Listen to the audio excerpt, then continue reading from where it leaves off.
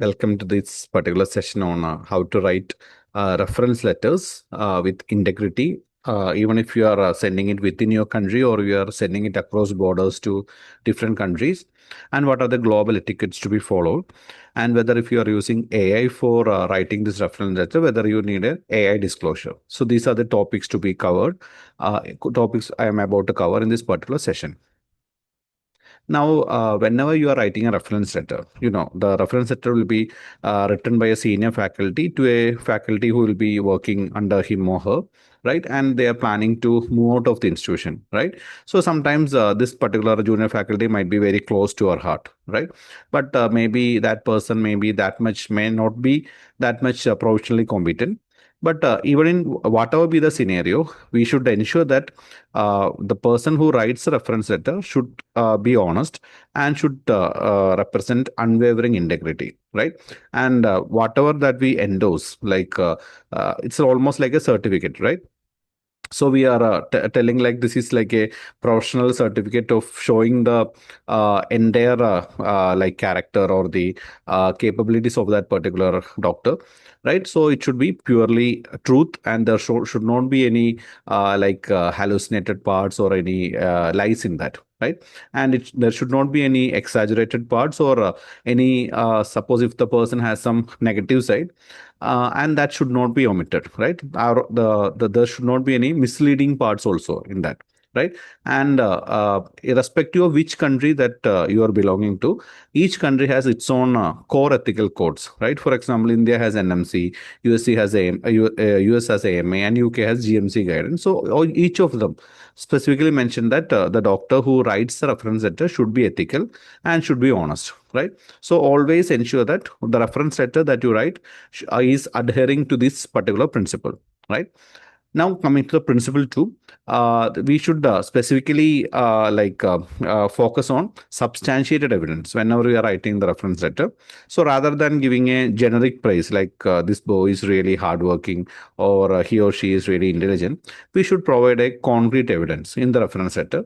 We should mention that this person has this much specific like years of experience under my observership or under my guidance, or the person has seen this many percentage of clinical cases. There is some specific leadership qualities a person possesses, and we have received this many number of good patient feedback about this person. Like that, you can mention like it should be quantitative rather than just giving in generic prices, right? And we can also mention, like, suppose if there is some exams as being conducted or some sort of competitive some evaluation scores has been done, so you can mention that part as well. Okay, so basically what I try to convey is like we should be really objective, and we should be like clearly mention the clearly provide a clear cut idea of that person to the recruiter so that they can understand how well the person will cope up with the new scenario, right? Now comes principle three. This is patient safety. Now, this is really important. The person that you recommend will be seeing so many patients in the new environment or the new hospital, right? So we should have some like we should have some commitment to the patient, especially the patient that person will be seeing in future. So the safety of the patient could be at risk if you make a false or exaggerated or incomplete comments regarding this person, right? So never endorse a candidate without with any reservation, like so that telling like the person is safe and competent, but on in reality the person may not be that competent, which can adversely affect the health of the patient in future in that particular hospital, in that future hospital. And you may be like, even if you are not directly doing the harm, you are doing your part, like you are having some role in causing that harm, right? So you should always be ensure that you are adhering to your duty to the patients and public, so that you like one of the main core ethics is like do no harm, right? So we should by giving a false reference letter, we are actually uh, like uh, uh, like uh, coming against that particular rule, right? So we should always be ethical in that, and we should not be given any false such recommendations regarding any of our subordinates who are about to who are asking you for a reference letter. All right. Now the principle 4, this is regarding primarily regarding the how the that reference letter should be structured. So it should be given officially in an official letterhead, especially if you are the head of the department. So there should be an official letterhead of your of your department, right, or your institution. So it should be given, right, and it clearly shows like this is an authentic statement, right. Then in the initial part itself, you should clarify your relationship with this particular candidate, like whether you are like a head of that department, or you were this particular person was directly under your supervision, like that you can mention. Okay. And you also need to mention the experience also, like how much period that the person was working under you. Okay. And overall throughout the letter you should maintain an professional tone, and it should be free of any grammatic or any like spelling errors, and there should be, you should be respectful to the recruiter, so that respectful tone should be maintained. There should not be any tone of arrogance in that. And finally we should ensure the confidentiality also, right. So it's a sensitive information, so we should share the this particular reference letter in a confidential manner rather than giving it in an open manner. It should be in a confidential manner, possibly in a sealed cover if it's a like a printed document, or like a like sending an email directly to the recruiter rather than sending a copy to the candidate. Okay, so these are the main things that should be kept when we are planning to write a reference letter to a candidate. Okay, now comes the next aspect, like just like all the arenas, AI is now helping us to draft so many types of letters, right? So one among that letter is that reference letter. So obviously AI will exaggerate the things, like we are telling like AI to tell like I have one junior staff under me, he is asking for a reference letter, he is really good, he is intelligent, he is hardworking, write an elaborate and attractive reference letter. So naturally, AI will try to do its best to create a really vibrant, really attractive reference center. But there may be so many false claim in that. Okay, and AI is known to do that, and this is called AI hallucination. So always be have an open mind towards the letter written by an AI. We need to proofread that, and we need to ensure that this is completely accurate. Whatever false claims regarding that particular like that candidate which has been written by the AI, that should be rewritten in your own terms, right, after removing all those hallucination.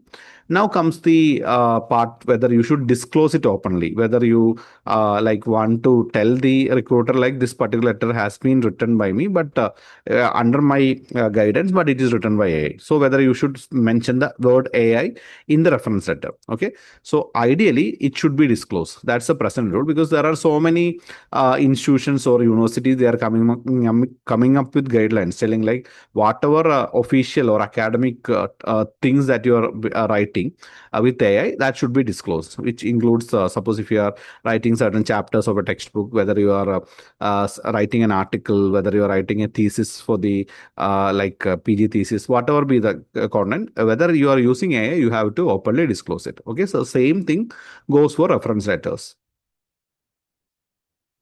Now, this is a simple disclosure protocol or disclosure template that you can use in case you are using AI for this particular scenario. Okay, so AI disclosure goes like this. I have used an AI-based writing assistant where you can mention the writing assistant's name like Gemini, ChatGPT, or Grok.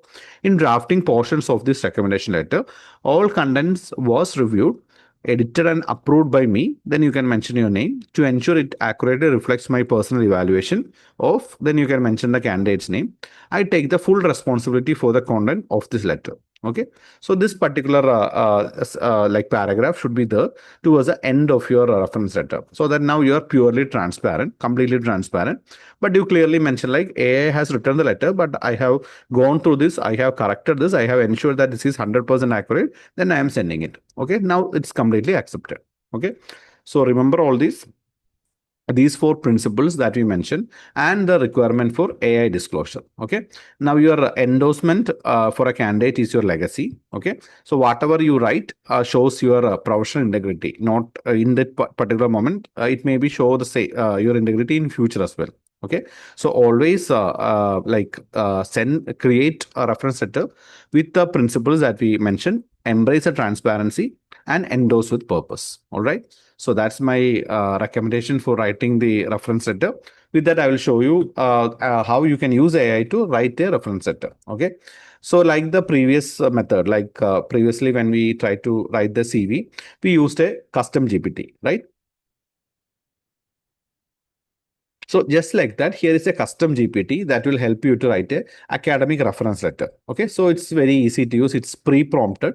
You simply need to give the details. Or suppose if you have the CV of the candidate, you can attach the CV of the candidate. Then you can mention all the details. Okay, so I will go through this in detail. Uh, Now, this particular model, let me open this thing. So it is an academic reference letter writer free GPT. So it's written created by a person called feeds.us. Its ratings are comparatively lesser, only 10 reviews are there. There are around 1,000 conversations so far. And rating is fine, like there are no negative reviews. Okay. And like how to use this, one really important thing is it by default, the person who created this recommend the older model of ChatGPT called 4o. So presently, there are better models available. So there is an option to change the model. So this should be done initially so that the quality of answer will be better. Okay. So you click on the at the top, the name area, there is a downward pointing arrow. Click on that. And in the model, here you can see the present model is 5.2. Go for the thinking model.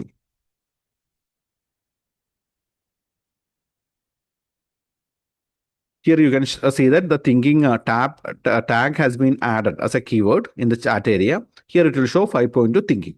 Okay. Now we click on the click to start button.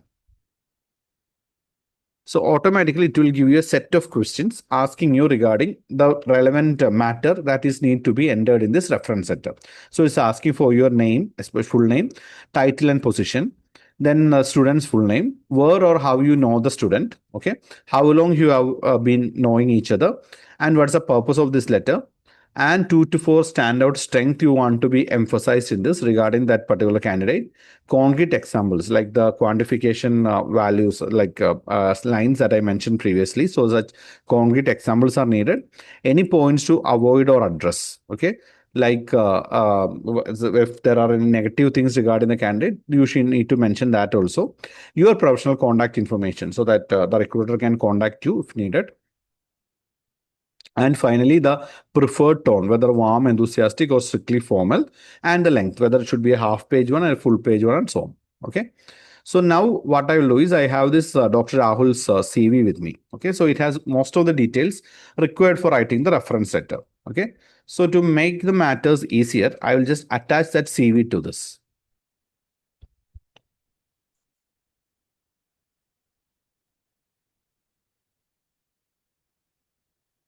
Okay. Now the CV has been attached. Now I'll give a small details, like it needs some more details about myself, right? So that details has to be given. So if you go back and see Dr. Rahul's profile, you can see he is presently in Ontario, Canada. He was working as a clinical observer in the pediatric emergency department of the hospital for sick children, Toronto, Ontario. Okay. So suppose if the person, if Dr. Rahul is trying to move to a different area, say the person he's trying to shift to Alberta for better job opportunities, and then the reference letter need to be given by the head of that particular department, right? Pediatric emergency department. Okay. So my prompt goes like this. I am Dr. Sharon Basil. I am that head of the department of the pediatric emergency department in the hospital for sick children, Toronto, Ontario. I want to write a reference letter for Dr. Rahul, who was a clinical observer. You can see he was a clinical observer here, right? Who was a clinical observer at my department. His CV is attached for more details. So whatever data that you need, it will be there in the Dr. Rahul CV. He is looking for a job position in the top hospitals in Alberta. Okay, so that's the target area. Okay. So I can give more details also if needed, whether the strength of Dr. Rahul, concrete examples of that, points to avoid, what are the negative sides of Dr. Rahul, okay, and preferred tone. But I'm not mentioning that because most of this information is already available in his CV. Then I will simply run this.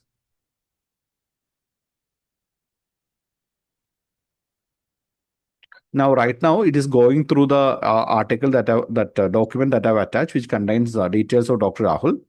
Now, based on my details, it will now write a very detailed academic reference letter.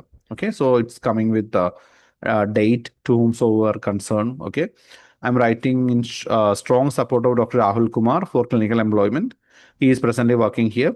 He completed a clinical observership from my hospital. During this period, he constantly demonstrated professionalism. So all those uh, keywords that we mentioned to like regarding the quality of work of that person need to be mentioned. Attentive to triage priorities and emergency stabilization principles. So brings a solid foundation. Then we can even mention his area where he studied, his a gold medal award for the best outgoing student. Okay, so all those details can be incorporated, and we can even mention his clinical aptitude, so that if he is looking for a clinical position, this will be more appropriate.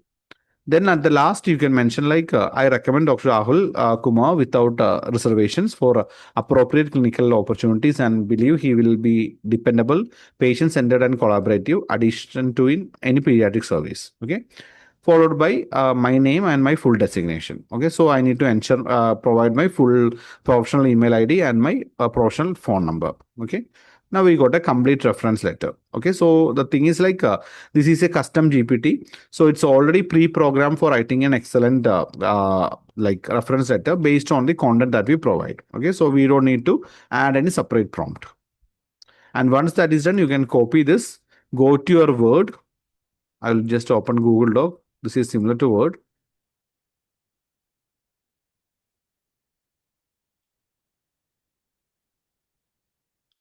In that, I can paste this. Okay, so yeah, so I can paste this. So now we got a very detailed reference letter. We can do some beautification also and get it printed, and then you can sign it physically. So this is the easiest way to create a reference letter. So you don't need to like go to any software, enter any prompt or anything. Just attach the CV of the doctor that you're planning to give the reference letter.